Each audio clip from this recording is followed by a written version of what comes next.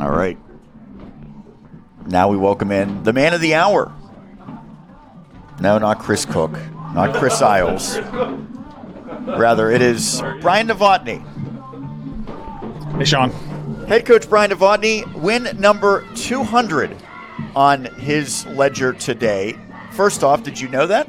I knew we were getting close-ish, but I had no idea that I was sitting at 199 prior to today.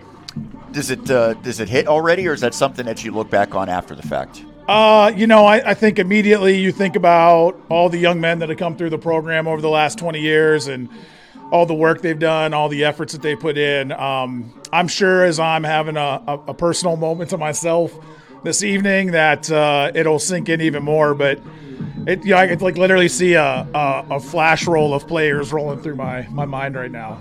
I had asked you before about the challenging non-conference. You play some of the best teams in the country. We mentioned when Pace came here, they were a top 10 team. Heading into the season, I would imagine you thought Frostburg was going to be kind of in that same ilk. Now, they've had a down year by their standards, but the fact that they beat you a year ago, it shows how much better your team is from 2024 to this year. So do you think back to that game last year? Was that something that the players thought back to? I think we think back to that game very often, Sean. That was a turning point for our program. We were not happy with that game, that effort, where we were at that point in our season or in our program's development. And, truthfully, that game has spawned a lot of the turn that you have seen from us from last year to this year, a lot of the development.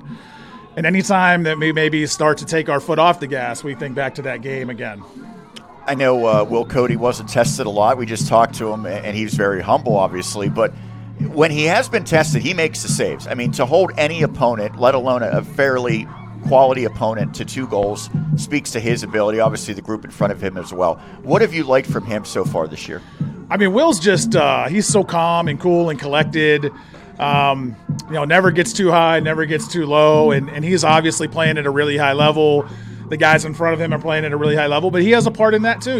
As a goalie, he's a leader on that back end, and really helping to get the guys in the right spots and get the right matchups and get the right calls and those sort of things. But Will, as now a second-year starter, has just played at a little bit of a higher level than he was last year. And there's already a pretty good foundation since he was the goalkeeper of the year in this conference. Yeah. I know Strunk is a guy who gets accolades for his face-offs. The fact that he scored is a nice little bonus. When I checked at one point, I think maybe at the half, your team had won 14 of the 15 face-offs. Most of that is him. Obviously, the team can help out, but how has he really even gotten better throughout his career? Yeah, Mark's had a great career for us and having an unbelievable year. This is his best year, I would say, by far. Mark's just steady, and how has he gotten better? I think his mental approach, face-off can be a really mentally challenging game. It's a very one-on-one battle for a short time period, and everybody's watching it, right? Everybody knows whether you win or lose. So, where's Mark gotten better? I think his confidence. I think just his mental approach to the game, and we can see that investment that he's made in himself and in his mental process is paying dividends now. 6-0 after the first quarter. I don't know that I said the name Wade Brunell more than once in the first quarter. The sheriff. Yes, that's right. Now, he kind of got on track a little bit more as the game went along. But the fact that you were able to jump out to an early lead without him factoring in any of the scoring speaks to the depth and the complementary players. How positive of a sign is that for your team? I mean, that's a great sign. I think for us, we try to build a very complete team on all sides of the ball. But offensively, early in the year, Wade was doing some great things and really carried us in a few games. But we felt that we were very deep. We felt like we had a lot of guys that could contribute. And now I think we're starting to see that, right? As teams are game planning for Wade and maybe trying to take him away here or there, we have other guys that step up and are very capable, and that's what we're seeing now. So lastly, 2 more conference games in the regular season. Obviously, there's going to be much more to come.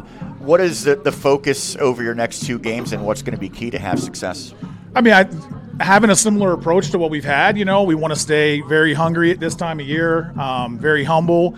We have goals that are very elite level, And we want to keep pushing, right? Like, we can still continue to develop. We don't want to look at the finish line right now. We want to still try to find the starting line and keep going. Well, hopefully you're nowhere close to your finish line. 200 wins and hopefully many, many more to come. Yeah. Thanks to all the players and families and alums that have supported us over the years. 200 wins is very humbling. That is Brian Novotny, head coach of Seton Hill here on the Westmoreland Sports Network. Thank you so much, Coach. Thanks, Sean. Appreciate it.